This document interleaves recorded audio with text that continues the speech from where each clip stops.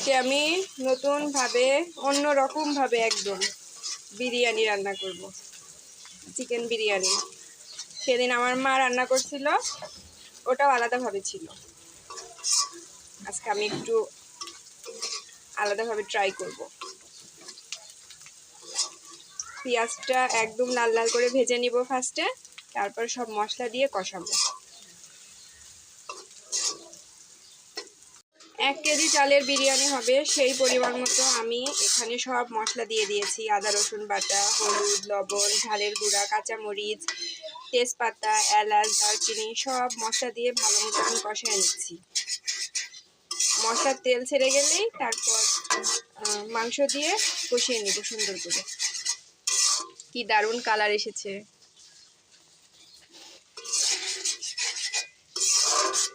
একটু ভালো মতো নাড়তে হবে যেন লেগে না যায় সাইড দিয়ে। মশলা সুন্দর মতো কষানো হয়ে গেছে, এই যে তেল সব ছেড়ে গেছে। এখন মাংস দিয়ে দিব। আমাকে সাহায্য করছে আমার ভাই, আমরা দুইজন মিলে বানাচ্ছি। সেকে সেকে দে, পানি জড়ো রাখতে।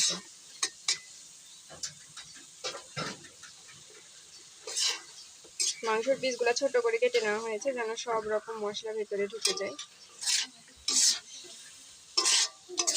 এখন মাংস সুন্দর করে কষিয়ে নেব ভাজি ভাজি করে।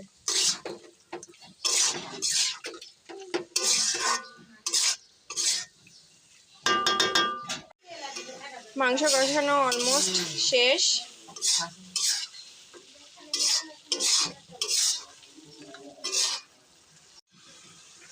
এখন এর মধ্যে কলাইয়ের চাল দিয়ে দিব।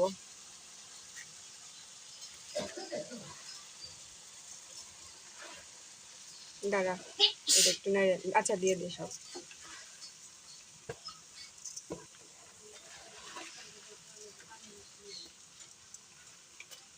পড়ে যাবে। এটা মাংসের সাথে কষায় নিব।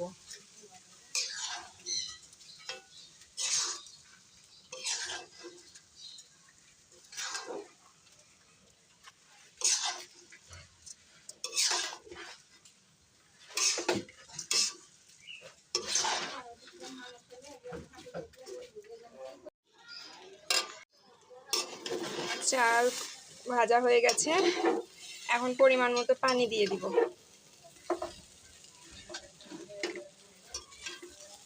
1 কেজি চালের জন্য 2 কেজি পানি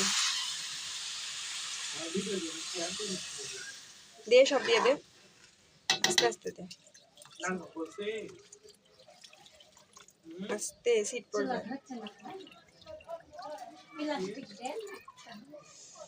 পানি দেওয়া হয়ে গেছে, এখন সুন্দর করে